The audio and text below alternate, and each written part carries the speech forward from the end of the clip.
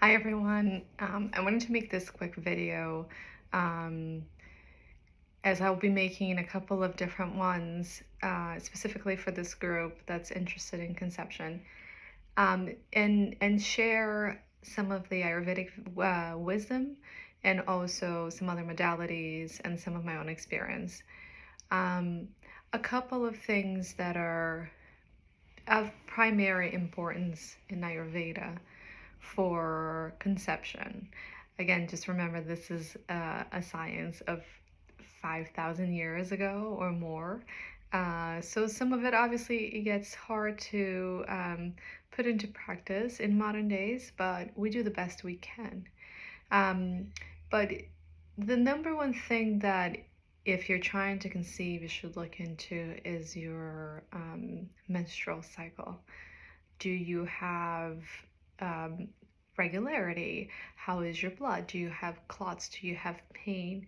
This is usually the first thing that we look into so we can adjust that menstrual cycle, so you know exactly when you're ovulating, for example. Um, in Ayurveda, well, not just in Ayurveda, modern medicine knows this, that as you age, your tissues tend to get weaker. So that's one of the reasons why it's usually harder when you're a little bit older to conceive. Modern doctors will say that your eggs are old, that you're born with your eggs, and there's nothing you can do about it. But Eastern medicine doesn't believe in that, and we believe that your eggs are matured every 3 months.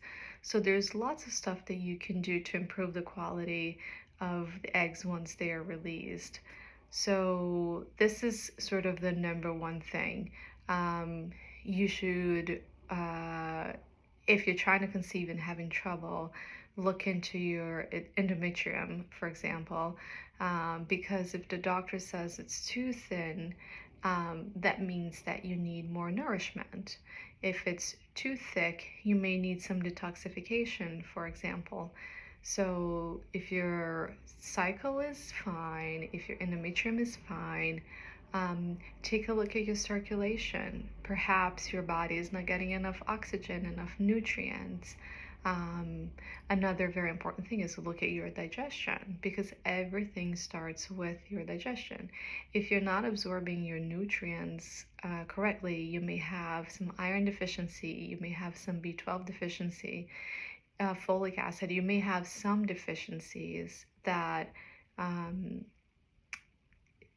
you'll need to supplement maybe, because if your digestion is really not working well, even the supplements will be of no use because they're just going to free flow in your blood stream, right? You want to make sure that that actually gets digested and absorbed into your body.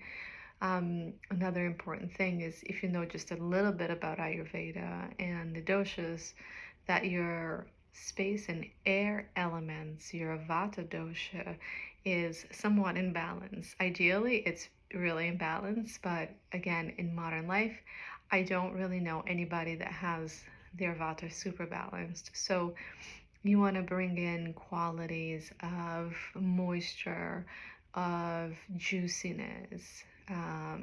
You want to bring in some form of grounding so your mind is not so scattered, so your body is not so scattered and irregular, like your digestion being irregular, your period being irregular, your sleep being irregular. All of that's going to affect your fertility. So remembering that the mind is not disconnected from the body. And so when your mind is not when your mind is constantly racing and it's not in a good place, and we as women know how much pressure we put into ourselves when we want to get pregnant, um, working the mind is just as important as working the body. And also remembering that there are things that are out of our control that nobody explains, right? We see so many stories of women in very poor communities that have absolutely no support and they have 10 kids. And then us who live in a first world country, in a more modern society with access to sanitation, to doctors, and all of that, having so much trouble getting pregnant. And, how do you explain that? You don't. So, accepting that there's a stronger force also, um, whatever you believe in, God or energy, whatever it is, that's not giving what you want at the moment that you want, may also be saying something to you. And I think for most of us women in modern society is control. We all have a tendency to want to control everything. And not just women, men as well. Just us as a human species right now, we want to control everything.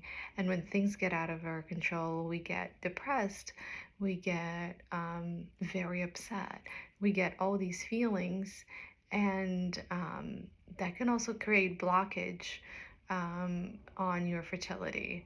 Traumas can create blockage on infertility. Situations with your partner may create a problem with fertility. I know stories of people that were with a partner for many years trying to conceive, and then nothing happened. And the minute they found a different partner, they conceived naturally so quickly.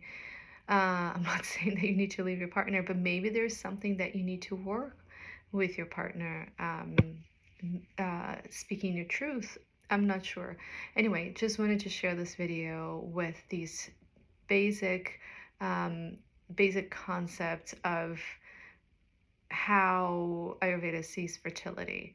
I'll be touching on a lot more throughout this time, and let me know what you think, and if you have any questions you can just post it on the WhatsApp group, or you can post it here, and I see you soon.